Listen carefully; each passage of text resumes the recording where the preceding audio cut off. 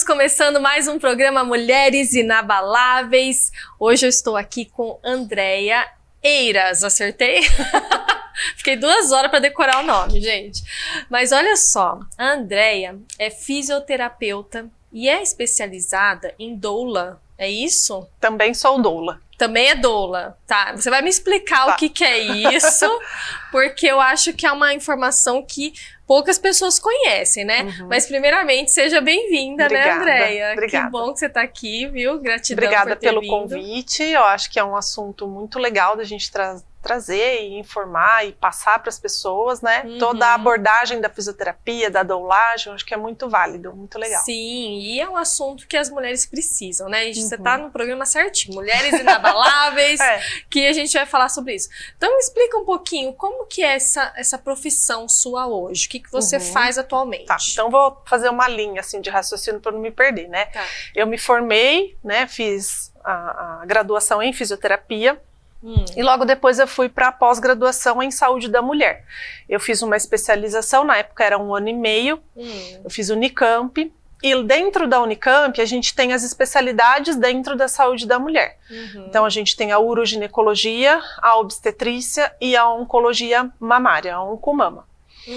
E lá a gente vai, tem os meses, né, que você vai passando nos estágios, na UTI, né, na clínica e tal, e quando eu saí de lá, eu me identifiquei com a obstetrícia. As outras áreas eu também amo, a oncologia eu trabalhei muito no começo, a uroginecologia eu trabalho bastante ainda, mas a obstetrícia eu apaixonei, né?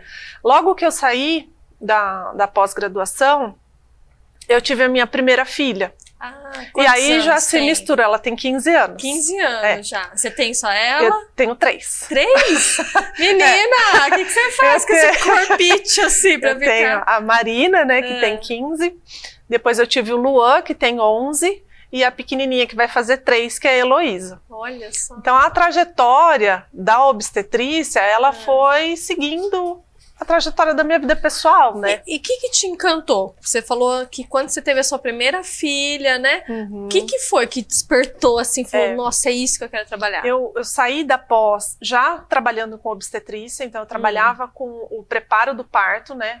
Toda a gestação para preparar a mulher, independente da via de parto, se ela escolhesse um parto natural, ela estava apta, e se ela fosse passar por uma cirurgia, ela também tinha tido uma gestação saudável. Certo. E durante esse tempo em que eu fui cuidando das mulheres, né, dentro da obstetrícia, eu fui percebendo muitas coisas que não se encaixavam com aquilo que eu acreditava. Né, com o normal. Eu sempre sonhei em ter um parto natural, eu sempre gostei muito de criança, de bebê, então eu fui para a faculdade pensando que eu ia fazer pediatria. Olha! E aí eu não me identifiquei com aquilo. Mas aí quando eu comecei a trabalhar de fato com obstetrícia, eu trabalhava em conjunto com alguns médicos, né, e aí eu comecei a ver o quanto a cesárea era pesada, o quanto as mulheres, no começo elas tinham um discurso. Elas começavam a gestação falando, não, eu quero o mais natural possível, meu corpo foi feito para isso, vai dar certo. E o que acontecia durante a gestação que fazia ela ter uma cesárea no final? Então, as conversas eram muito parecidas, né? As conversas de quem? Das gestantes. Das gestantes. Das gestantes. Elas começavam a gestação querendo muito, e ao longo do tempo elas iam mudando de ideia. E aí isso foi me fazendo perceber que a sociedade tinha uma influência muito grande, que a cultura brasileira é muito forte, muito cesarista, e que, por consequência, os médicos também não incentivavam. Né? Então, são vários fatores que fazem a mulher, ao longo da gestação, perder o encanto pelo parto normal. Né? E isso é um fato muito brasileiro. Então, faz parte da nossa cultura, faz parte da cultura da mulher o imediatismo. A gente quer tudo pronto. Não quer sentir dor. Não quer sentir nada, na verdade, né? Quer só acordar, a nenê tá lá. Então, eu acho que tem muito a ver, assim, com esse lance cultural mesmo, né? Em outros países, na Europa, é muito comum ter um parto natural. Isso é o normal lá. Aqui é o contrário. Então, o que você acha que impede essas mulheres de quererem o parto natural? Eu acho que a falta de informação, ela é muito importante nesse momento. Elas seguem muito o que a tia fala, o que a mãe fala, o que a vizinha fala. Por quê? há 30, 40 anos atrás, a gente no Brasil teve um boom da cesárea. Então foi uma fase onde a medicalização do parto aconteceu. As mulheres, elas tinham partos em casa, os partos aconteciam na casa. As mulheres tinham o apoio de outras mulheres, era um evento feminino, né? E quando começou a acontecer a medicalização do parto, os homens começaram a entrar nesse cenário. Então começou a ter o obstetra, um médico ginecologista que trabalhava e acompanhava esse nascimento. Então, quando as mulheres saíram da casa e foram para os hospitais, elas foram descaracterizadas. Você já tira a mulher daquele ambiente familiar, seguro, e você coloca ela dentro de uma instituição, com uma camisola, sendo vista como um número, né? Você tira a mulher daquela posição de protagonista daquele evento para uma paciente doente. Então a medicalização do parto alterou todo esse cenário. Nossa. E a gente vê que a crescente das cesáreas foi nessa época. Então o pessoal da faixa etária dos 30 aos 40, a gente vê que foi a maioria que nasceu de cesárea. Cesárea, eu nasci de cesárea. E é o que a gente escuta. Então a minha mãe conta que ela não conseguiu um parto normal. Já as minhas avós todas tiveram 7 filhos, 5 filhos, todos de partos normais. Então, o que aconteceu de uma geração para outra? Né? As mulheres, de repente, elas não conseguiram mais parir? Por quê? Então, o que aconteceu? É uma questão social. Social, cultural, né? Mudou a cultura, né? Então, Entendi. O homem, ele começa a intervir no nascimento. Nessa fase nasce a episiotomia, que é o corte na vagina para ampliar o canal de parto e o bebê nascer. E daí acho que apavora as mulheres isso, né? Eu só de falar já dá um negócio assim. É isso, é a falta de informação. Então o que acontece? A minha mãe sofreu no meu parto, eu não quero isso para mim. Para ela, o bom foi a cesárea, porque ela não sentia nada. Sim. Né? Então a mulher fica desconectada dessa natureza dela. E deixa eu te perguntar uma coisa. Então, você falou que a cesárea é muito pesada. Por que ela é pesada?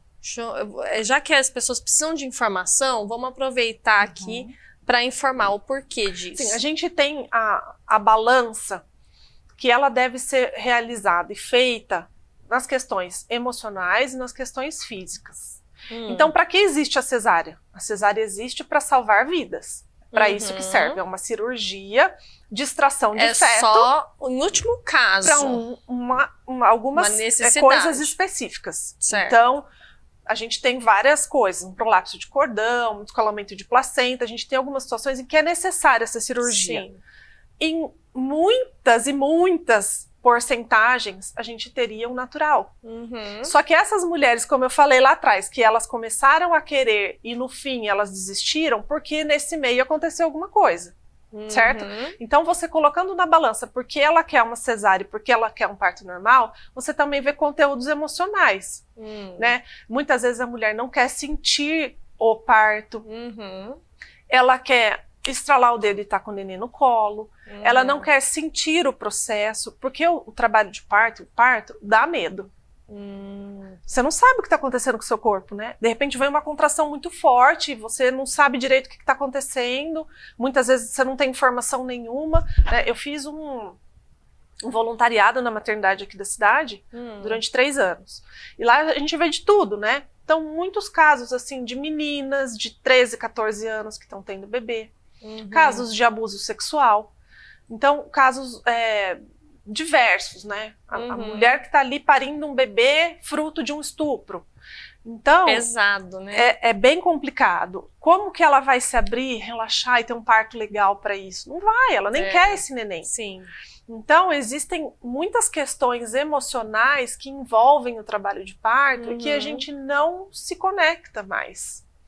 E quais são, assim, os mitos, vamos dizer assim, do parto normal? Que todo mundo acredita, né, que é daquele jeito. Os medos, né, você falou do corte, né, que eu acho que é uma coisa que assusta. Sim. Sei lá, se é uma dor muito forte, né, que, não sei, eu nunca tive filho, então eu não sei, não tenho ideia como que é. Mas quais são os mitos aí que mais... A gente vê uma infinidade de mitos. Os mitos vêm pela assistência, pelos próprios médicos e pessoas ligadas à assistência ao parto, e também vem da população em geral. Então, o mito do bebê grande, o bebê com mais de 3,5 kg não nasce. Isso é mito. É mito. Nasce tranquilo. Nasce. Qualquer tamanho. Bebê, qualquer tamanho. Tá. Ele, até 4 quilos, eu já acompanhei muito parto de mais de 4 quilos e que nasceu muito bem. O bebê com o cordão enrolado no pescoço, isso também é mito, isso é natural. Tem pavor, meu bebê vai nascer. É natural. É natural, o nenê ele vai se mexendo e ele vai enrolando. Ele pode se enrolar no tronco, na perninha, e ele pode enrolar no pescoço também. E daí dá pra, na hora Quando o nenê vem, você tira o cordão e ele nasce. O cordão é uma estrutura gelatinosa e muito maleável. Não chega a Ele não vai enforcar o bebê. Olha, né? uma coisa então que... isso é um mito muito importante. Eu imaginava que enforcava. Porque ele não está respirando, né? Ele está sendo nutrido através do cordão umbilical. Então, os mitos da assistência, eles são muito fortes. O bebê que fica entalado na mãe e vai ter uma hipóxia. Jesus, né? Vai ficar retardado, vai ficar com problema mental, vai ficar... demora para nascer. Isso eu escuto muito. O bebê que passa de 42 semanas. Então, hoje, o que a gente vê aqui no Brasil, os protocolos... Isso, na verdade, é tudo mito. Tudo mito. Não precisa acontecer nada disso. Então, desde que tenha o acompanhamento. Você precisa fazer um pré-natal adequado, com um profissional competente, né? Realizar os exames, hemograma, exames de ultrassom, frequentar, né? Ir regularmente no médico. Ele vai saber se a sua saúde está bem. Então, a grande maioria das mulheres teriam partos naturais porque é gestação de baixo risco.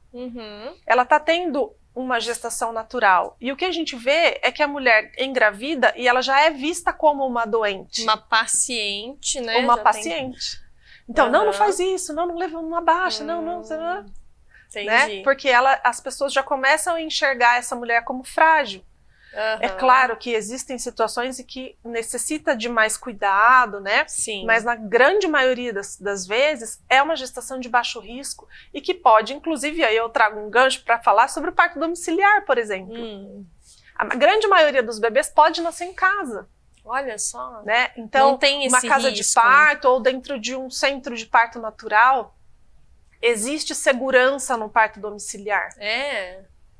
Então, e são várias pessoas participando. É uma equipe, né? Então, hoje a gente tem aqui em Bauru pouquíssimos profissionais que fazem isso.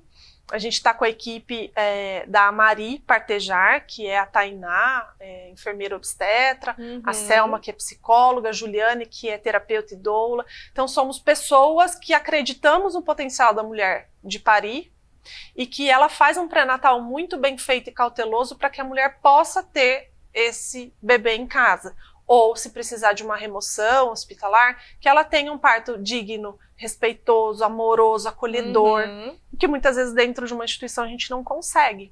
Né? Entendi. E o seu trabalho é acompanhar em qual momento? Desde o início, ou tem um determinado momento que você começa a acompanhar, ou só na hora do... Isso. Como que é? Como eu acabei... fundindo essas duas profissões, é porque hoje a doula, ela é uma profissional, ela não é regulamentada, não é uma profissão regulamentada, é uma ocupação. Certo. Mas ela é uma pessoa treinada para acompanhar outra gestante nesse período gestacional, antes, durante e depois do parto. Como eu já trabalhava com obstetrícia, foi algo a mais, foi um plus na minha profissão. Então, eu comecei a acompanhar partos como doula, porém, a minha essência é de fisioterapeuta. Né? Eu sempre vou olhar para a mulher e vou olhar a biomecânica, vou olhar a pelve, vou olhar questões que eu tenho de bagagem. Sim. Mas a doula, no geral, ela vai dar suporte para essa mulher durante toda essa fase, emocional e físico. Então, desde o início. Desde o início da gestação.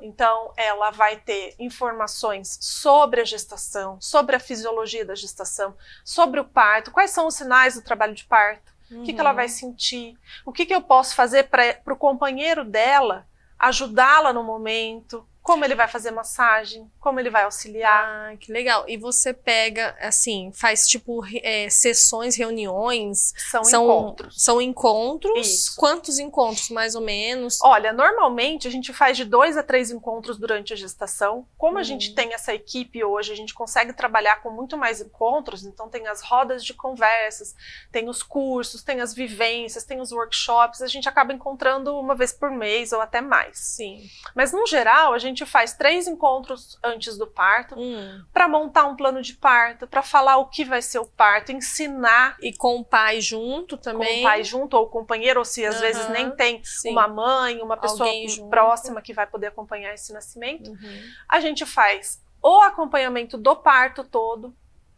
A gente preserva a primeira hora de nascimento, que a gente fala que é a golden hour, que é a hora do imprint, a hora que o bebê vai cheirar a mãe, vai sentir a mãe e vai estar conectado e formar o vínculo com o bebê. Nossa. Então essa primeira hora é muito importante para a amamentação, né, para o vínculo.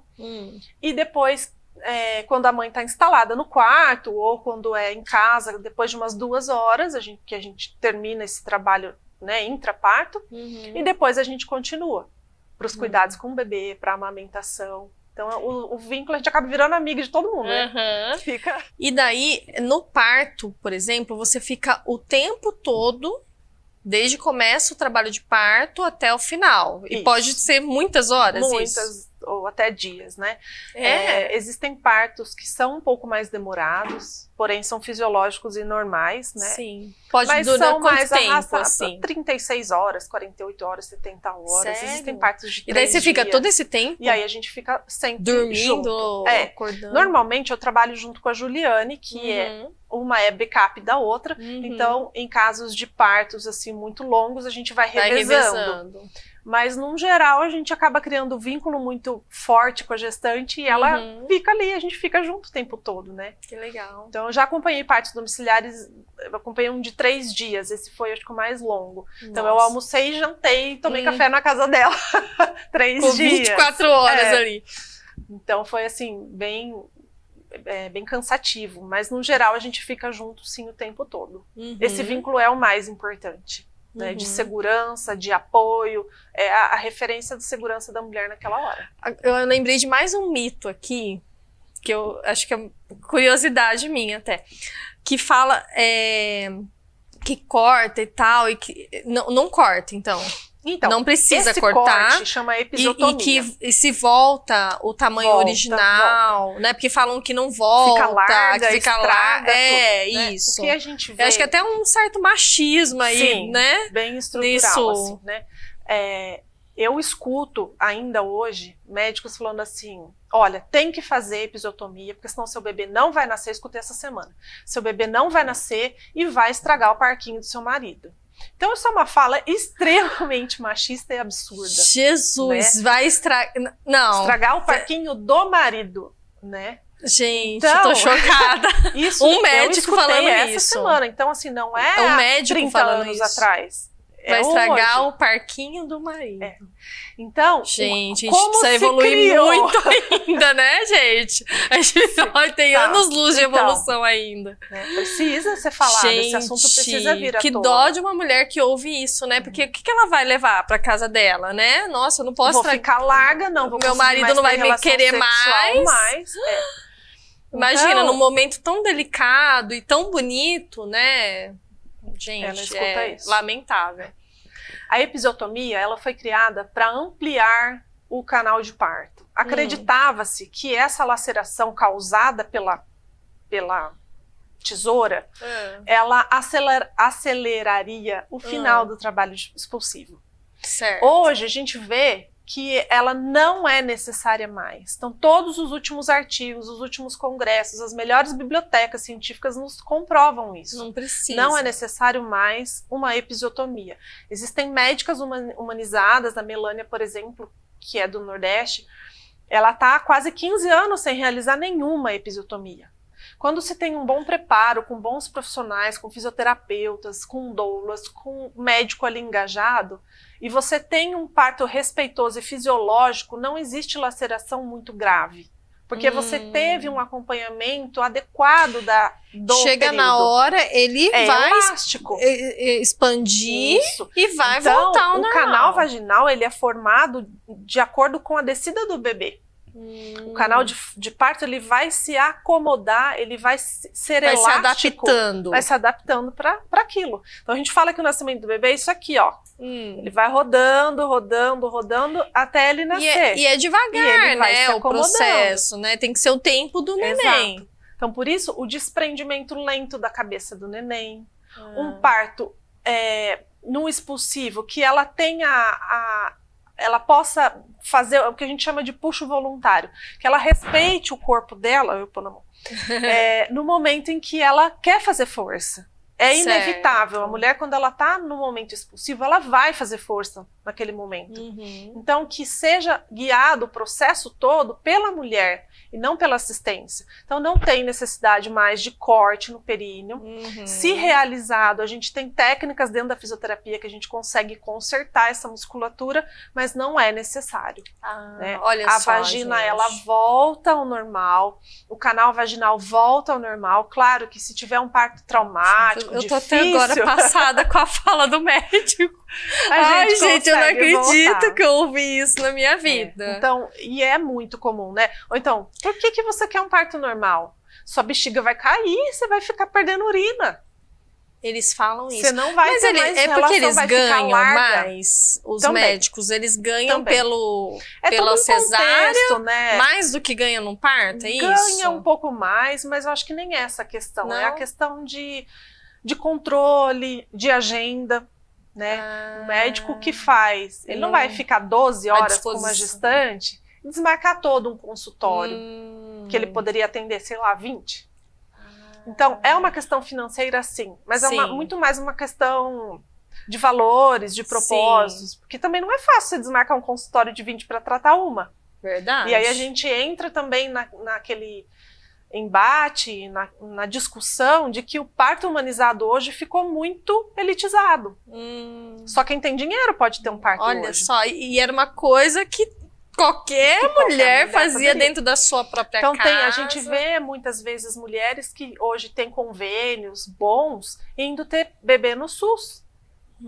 Porque lá ela sabe que ela vai ter uma assistência adequada para o nascimento, hospitais que são voltados para o respeito ao nascimento. Sério? Que são o SUS hospitais então amigo da criança. O SUS está mais evoluído muito mais nessa parte do que os hospitais particulares. Olha, gente, olha, você trouxe muita informação interessante que poucas pessoas realmente conhecem, sabem disso, e faz toda a diferença, né? Você saber dessas informações na hora de você fazer suas escolhas, né?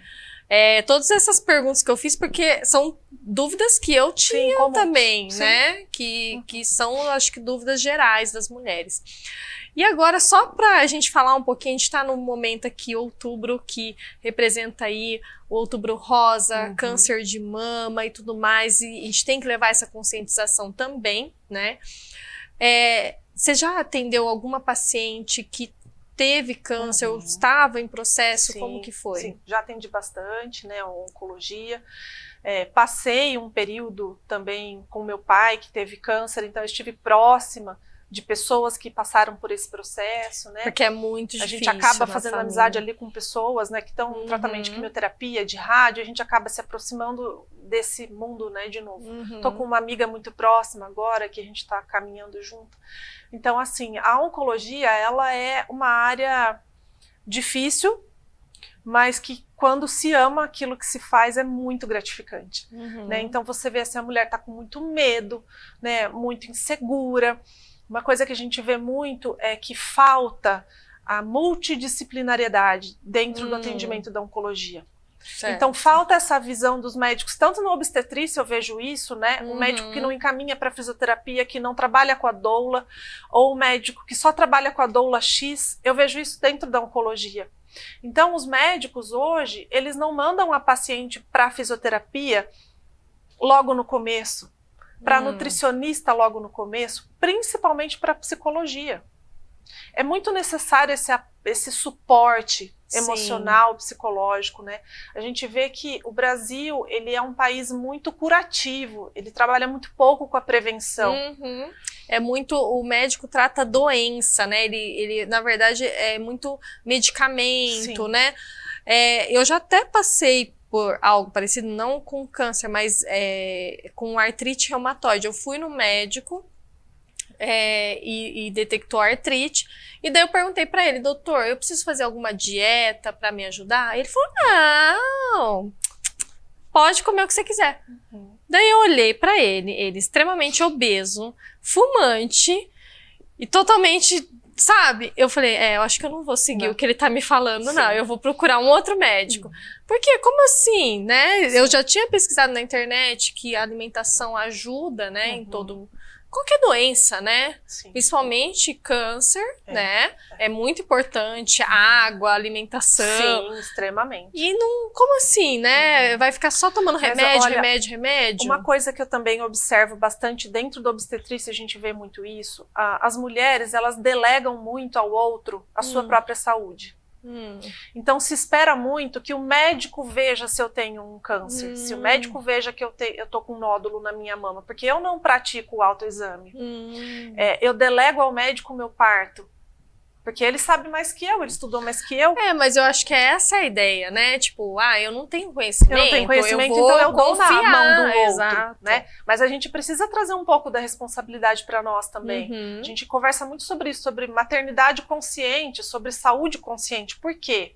Né, para trazer a responsabilidade para mim. Eu tô fazendo meus check-ups anuais, eu tô fazendo uma alimentação balanceada, eu pratico exercício, eu não bebo, eu não fumo. Não, mas você faz tudo aquilo, vive uma vida estressada e depois você só vai tratar aquilo que o corpo aguentou. E quando você fala de voltar pro natural, né, do parto e tudo mais, e eu comecei a fazer uma dieta um pouco mais natural de alimentação, tudo, e a gente percebe o quanto que a gente se desviou mesmo, né? Se a gente distanciou do que é natural, né? É mais fácil ir no mercado hoje comprar tudo industrializado, rápido, né? É aquilo que você falou, ir no médico e ter um neném assim, né?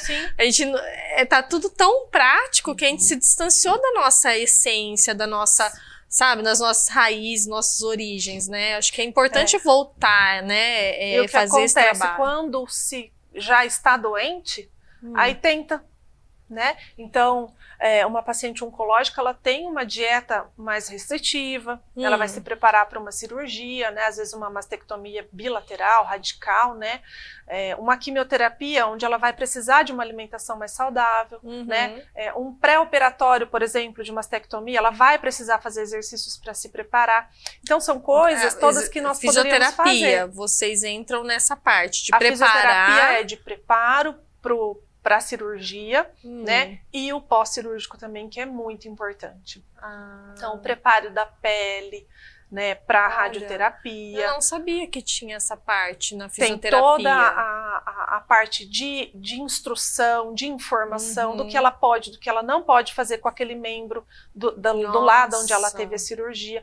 E às vezes são questões muito simples, sugestões de higiene, por exemplo, que ela não sabe como vai ser, que ela não vai conseguir, ela não vai poder mais raspar o braço, por exemplo. Então são coisas que a gente tem que orientar. Às vezes são pacientes muito humildes, com pouco conhecimento, né? Então é necessária essa informação. Esse trabalho em conjunto deveria ser com os muito médicos, mais, né?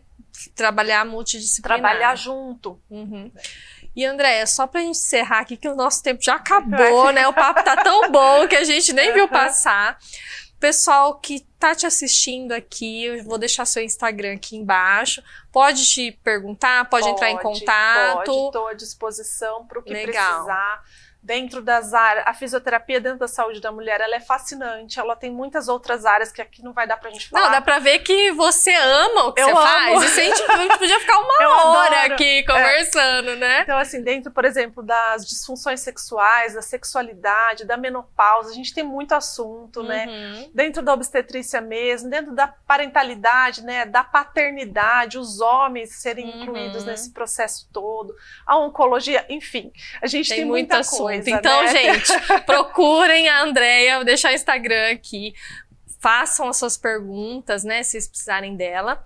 E, Andréia, obrigada, viu? Obrigada, muita gratidão por você trazer esse conhecimento, principalmente meninas, mulheres, vamos fazer o autoexame, né? Vamos aí trazer essa consciência para todas as mulheres. E obrigada, viu? Obrigada. Gratidão. Gente, então é isso. Façam o autoexame, aproveita aí essa campanha e procurem informações, tá bom? Então a gente se vê nos próximos programas. Beijos!